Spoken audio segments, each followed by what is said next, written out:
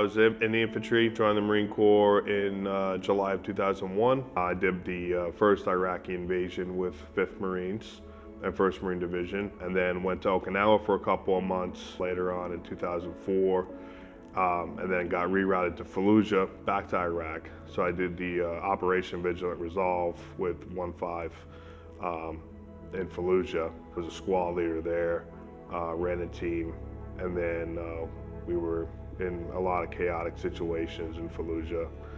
We were withdrawn, and then I came home, got promoted sergeant, went to Quantico to be an officer candidate school instructor. Was an OCS for 2 years there, and then went back to the fleet. Went to 1st Battalion, 6th Marines in 2008 in Southern Helmand. Did operations there. It was pretty kinetic there as well for the first month or two. That was Operation Sadawuza, and we went back to Operation Mostrak, Marja in 2010. And they finally got me, got shot, took on some injuries, but I was a platoon sergeant at the time and a joint fire as observer, so I helped out with the JTACRE and the THCP team. From there, came back to Camp Lejeune, and then went to Special Operations Training Group, which is now Expeditionary Operations Training Group for 2MIF. I had to undergo surgery. I got a hip replacement early on. I was young, and then I retired, and they deemed me fit to retire in 2015. My wife is she's always been by my side. She's always guided me into doing the right things and taking care of me, and I'm blessed to have her. So she was like, let's try this out. I went through the process and applied, and I'm truly grateful that I did. We've been married about 15 years. I'm a licensed clinical social worker in private practice. I've worked with adults and adolescents, veterans as well. I actually found out about the program through another client of mine who had signed up for the program and said a friend of his had done it and had some really great results. So I did a little research about it and decided that I would bring it to Bobby's attention. It's been interesting to see him go through this process. It's been pretty amazing, actually, the transformation I've seen. I had a law rocket that I used, and in combat, you don't think of the range regulations, right? I'm not thinking about back blast area. I mean, I'm making sure that none of my Marines are behind me, but I shot a rocket, the wall was exactly right here. So my head and I just didn't, you don't think of that, that could possibly be a TBI effect. Not knowing, you're not hearing anything, and just simple things like that for Marines, especially in Fallujah. You're throwing grenades over the wall, you're breaking in a window, you're clearing a house that's full of insurgents, you got the adrenaline going, and you just don't think of it, what could really the third order effects are from that close quarters battle. In the past, prior to the treatment, I would be very explosive. I would be very agitated. I just feel very sluggish. And as the treatment started, I remember after the first 5 treatments, actually, I already had noticed a change. So after my first 5 dives, my son Robert he was in baseball, Little League.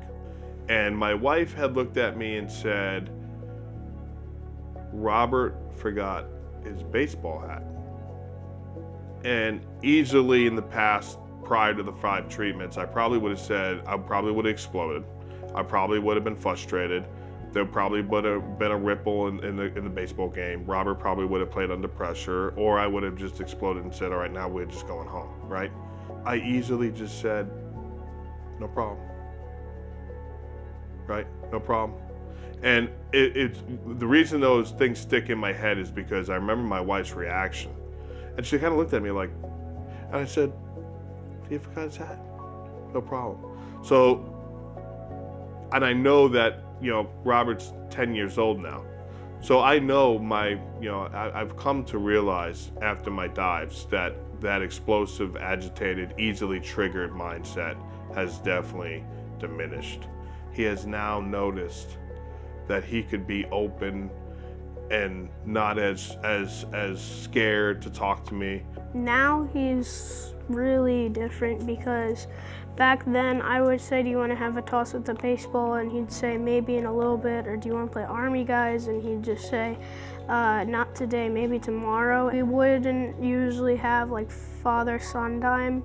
And now we actually like have bonding time. Whenever I feel down, he picks me back up. I'm happy that this is a thing and that my dad can have the chance to do this, and he is feeling better now.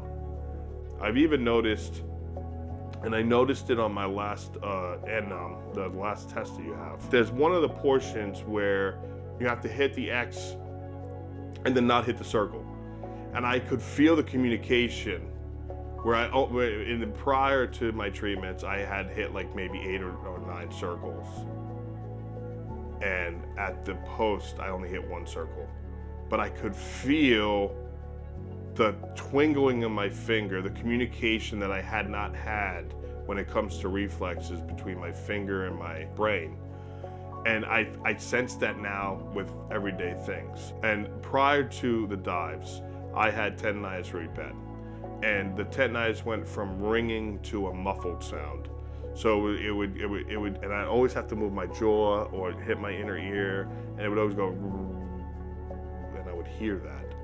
And since the treatment, I haven't had any of that. So there's so many positives, not just physical and mobility, but with neurological effects. And being able to know that, which I wasn't able to in the beginning. It's just tremendous. It's tremendous. It's improved and enhanced my way of life. I've been able to hone in on certain prioritized tasks rather than stress out, lose my mind, run around. My son's asking me questions, disregarding him, coming home frustrated with my wife. It's just enhanced my whole way of life, my thought process, and it's just been phenomenal. You know, the things that I've seen, even out of like, you know, from a clinical perspective, it would have taken years of work, you know, clinically to get, I think, him where he is in terms of his mood and just his energy and irritability level, I think has just been much, much decreased. So that's pretty awesome, you know, because that's not something you can, you know, talk someone out of, you know.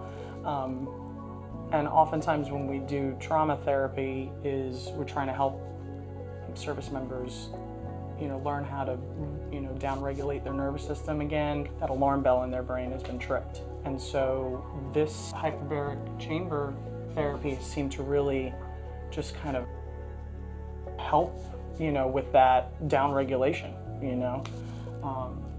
So it's been pretty amazing. I definitely sense that transition from the dives, and it's just enabled my family to be more loving, more respecting, more calm. Even the dog, you know, she's more not even afraid of me. It's just been like really an awesome, you know, transition. In the military, you know, you're only as good as yourself, and you seek self-improvement. And we miss the mark when it comes to health, right? We always, oh, we don't need that. Oh, you know, yeah, I'll make that appointment tomorrow. Oh yeah, I'm better because I went on a 10-mile walk or rock, or I lifted some weights today.